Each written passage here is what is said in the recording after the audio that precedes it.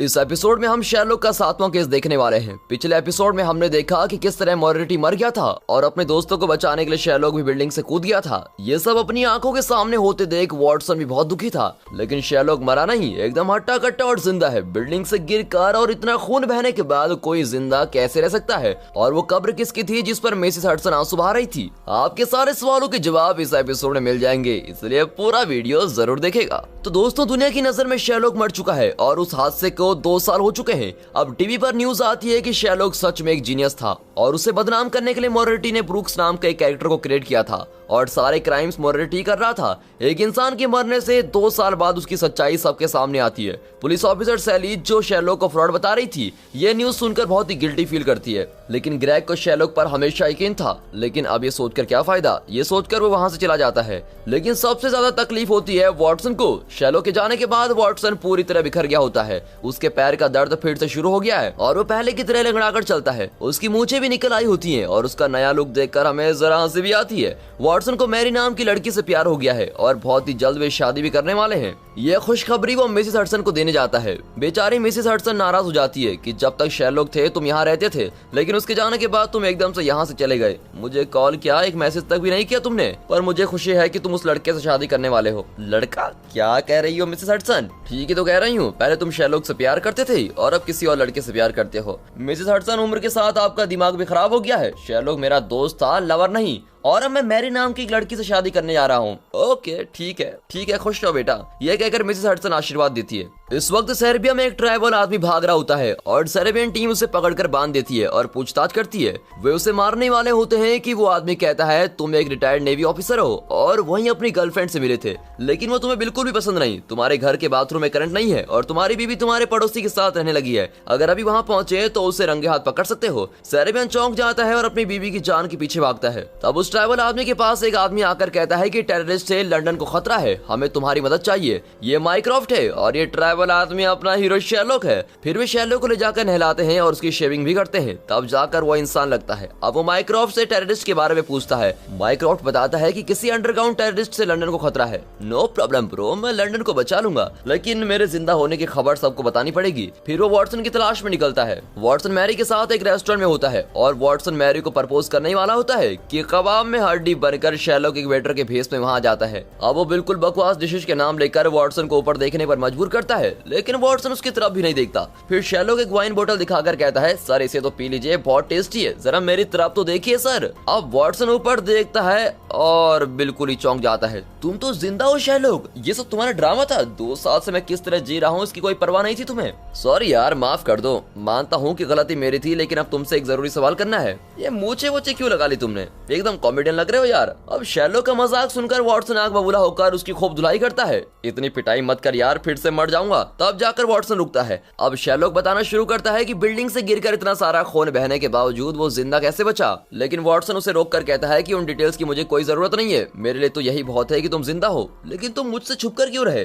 Watson, ये सब माइक्रॉफ्ट का ही प्लान था और मॉली भी जानती थी कि मैं जिंदा हूँ। वाह शेरलॉक, मॉली जानती है, माइक्रॉफ्ट जानता है और कई लोग जानते हैं, सिर्फ तुमने मुझे नहीं बताया, राइट? अब वॉटसन को इतने गुस्से में देखकर शेरलॉक कहता है कई लोग नहीं यार, सिर्फ 25 लोग जानते हैं। अब वॉटसन और चिढ़कर शेरलॉक के मुंह पर एक मुक्का मारता है। बेचारा शेरलॉक खून पहुंचकर कहता है कुछ भी कहो वॉटसन, तुम्हारी मूंछें देखकर हंसी नहीं रोक पा रहा हूँ यार, मुझे तुम्हारी कोई परवाह नहीं है शेरलॉक, मेरी डार्लिंग मैरी को मेरी मूंछें बहुत पसंद है। ये कहकर वो मैरी की ओर देखता है तो वो कहती है कि शेरलॉक सही कह रहा है, तुम्हारी मूंछें अच्छी नहीं लग रही है तुम पर। शेरलॉक कहता है कि सुन लिया वॉटसन, अब तो मूंछ निकाल ही दो, फिर हमें लंदन को अंडरग्राउंड टेररिस्ट से भी तो बचाना है। वॉटसन का गुस्सा और बढ़ जाता है कि 2 साल की जिंदगी छुपाकर ये शेरलॉक का बड़ी आसानी से आकर मेरे साथ चिपक रहा है। गुस्से में वो शेरलॉक की नाक ही तोड़ देता है और शेरलॉक का खून बहने लगता है। वॉटसन कहता है कि खबरदार आइंदा से अगर केस के नाम पर मुझे बुलाने आए तो। ये कहकर वो मैरी को लेकर टैक्सी में चला जाता है। अब शेरलॉक मॉली से मिलता है और फिर ग्रेग को मिलने जाता है। शेरलॉक को जिंदा देखकर ग्रेग बहुत ही खुश होता है। फिर मिसेस हडसन से मिलने जाता है तो वो तो घबराई जाती है, उसको लगता है कि शेरलॉक का भूत आ गया।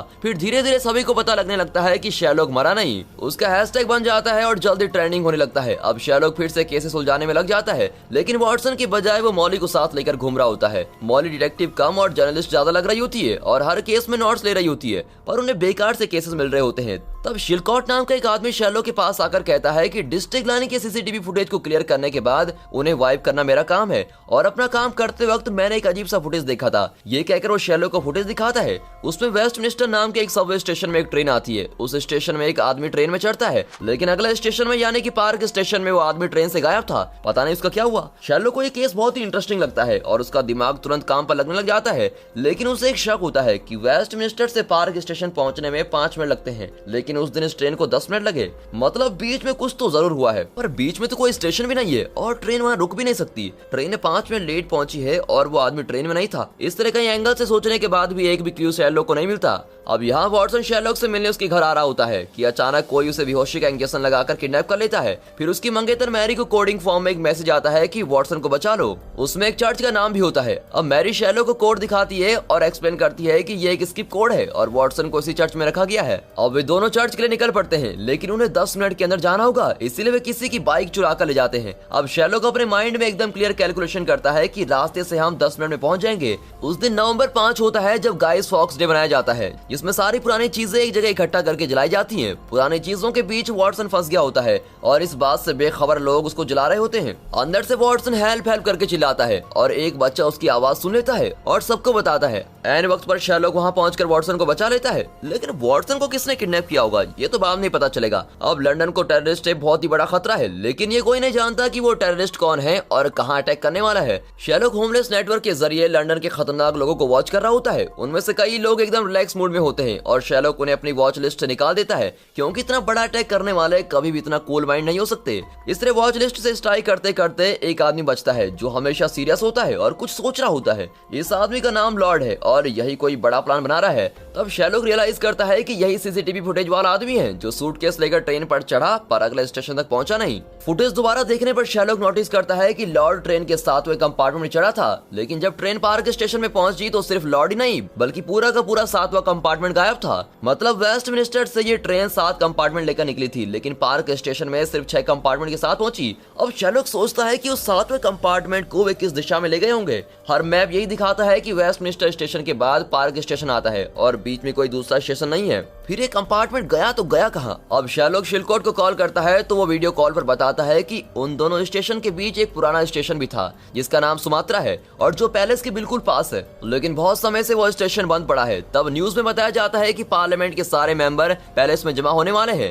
अब ये न्यूज सुनकर शेरलॉक इस नतीजे पर पहुंचता है कि पॉलिटिशियन को खत्म करने के लिए ही लॉर्ड एक पूरा कंपार्टमेंट सुमात्रा स्टेशन ले गया जो पैलेस के बहुत पास है। लेकिन उस कंपार्टमेंट में ऐसा क्या हो सकता है? शेरलॉक रियलाइज करता है कि टेररिस्ट ने उसमें बॉम्ब रखा होगा जिसके फटने से सारे के सारे पॉलिटिशियन खत्म हो जाएंगे। अब शेरलॉक और वॉटसन सीधे सुमात्रा स्टेशन पहुंचते हैं। वे टॉर्च लेकर चल रहे होते हैं कि उन्हें पैलेस के बिल्कुल पास 7वां कंपार्टमेंट नजर आता है। शेरलॉक अपने माइंड में इस दृश्य की कल्पना करता है कि अगर ये बॉम्ब फट गया तो क्या होगा। उसे पूरा पैलेस जलकर दिखाई दे रहा होता है। अब वे दोनों कंपार्टमेंट के अंदर जाते हैं जहां एक बड़ा बम होता है। वॉटसन कहता है कि पॉलिटिशियन आज ही पैलेस में आने वाले हैं, मतलब ये बॉम्ब आज ही फटेगा, लेकिन इसमें तो कोई टाइमर नजर नहीं आ रहा है यार। तब अचानक होटल रूम से लॉर्ड बॉम्ब ऑन करता है और उसके फटने में सिर्फ 2.5 मिनट बचे होते हैं। अरे यार, अभी डाउट पूछकर मुंह बंद किया और टाइमर शुरू हो गया। चलो, क्या तुम इसे डिफ्यूज कर सकते हो? नहीं वॉटसन, मैं बॉम्ब के बारे में कुछ नहीं जानता। यार, मैं कुमारा नहीं बनना चाहता, फिर मैं मैरी को और शादी के बाद होने वाले बच्चों को मुंह दिखाने के काबिल नहीं रहूंगा। प्लीज कुछ कर दे मेरे बाप। शेलो कहता है, वॉटसन मैं क्लूज ढूंढ सकता हूँ, लेकिन बॉम्ब डिफ्यूज करना मुझे बहुत ही मुश्किल लगता है। यार, तो तुम अपने माइंड पैलेस टेक्निक से पूछो तो सही। वॉटसन, मेरा माइंड पैलेस इस वक्त काम नहीं कर रहा है, मैं क्या करूँ? लगता है हम दोनों मरने वाले हैं। ये कहकर शेलो रोना शुरू कर देता है और उसे रोता देख वॉटसन अपनी पूरी उम्मीद ही खो देता है। अब सिर्फ 1.5 मिनट बचे होते हैं जब तक ये दोनों टेंशन में सोच विचार कर रहे हैं। चलिए हम देखते हैं कि बिल्डिंग से गिरकर शेरलॉक जिंदा कैसे बचा। चलिए उसी बिल्डिंग के रूफ पर चलते हैं। मोरालिटी खुदकुशी करके मर चुका है और अब शेरलॉक के पास खुदकुशी करने के अलावा अपने साथियों को बचाने का कोई रास्ता नहीं है। अगर वो जिंदा रहकर अपने साथियों को किसी तरह बचा भी लेता है तो दुनिया उसे फ्रॉड ही कहेगी। लेकिन उसके मरने की खबर के 2 साल बाद ये खबर फैली कि शेरलॉक सच में जीनियस था। अपने को बेकसूर साबित करने के लिए उसका मरना बेहद जरूरी था और इसी वजह से शेरलॉक ने एक प्लान बनाया। जब शेरलॉक बिल्डिंग के एज पर खड़ा था तो उसने मोरालिटी से कहा कि कुछ देर के लिए मुझे अकेला छोड़ दो। मोरालिटी भी दूर जाकर खड़ा हो गया। कुछ ही पलों में शेरलॉक ने अपने मोबाइल पर लाजरस टाइप करके अपने आदमियों को भेजा था। लाजरस उनका सीक्रेट कोड था जिसके मिलते ही वे सब शेरलॉक को पकड़ने के लिए एयरबैग बिछाकर तैयार हो गए थे। वॉटसन शेरलॉक से नीचे आने की विनती कर रहा था, लेकिन बिल्डिंग के आगे कई गाड़ियां थी और वॉटसन जमीन पर बिछे हुए एयरबैग को देख नहीं सकता था। जब शेरलॉक नीचे कूदा तो एयरबैग पर ऊपर गिरा और बच के भाग गया। वॉटसन ने कुछ दूर से शेरलॉक को नीचे गिरते हुए देखा था, फिर उसकी लाश भी देखी, लेकिन उसने ये नहीं देखा कि टेरेस के नीचे वाले फ्लोर पर मॉली भी थी और शेरलॉक के कूदने के बाद उसने पहले से रेडी रखी हुई एक लाश नीचे फेंक दी थी। लेकिन लाश का चेहरा एकदम शेरलॉक जैसा ही था, वो कैसे?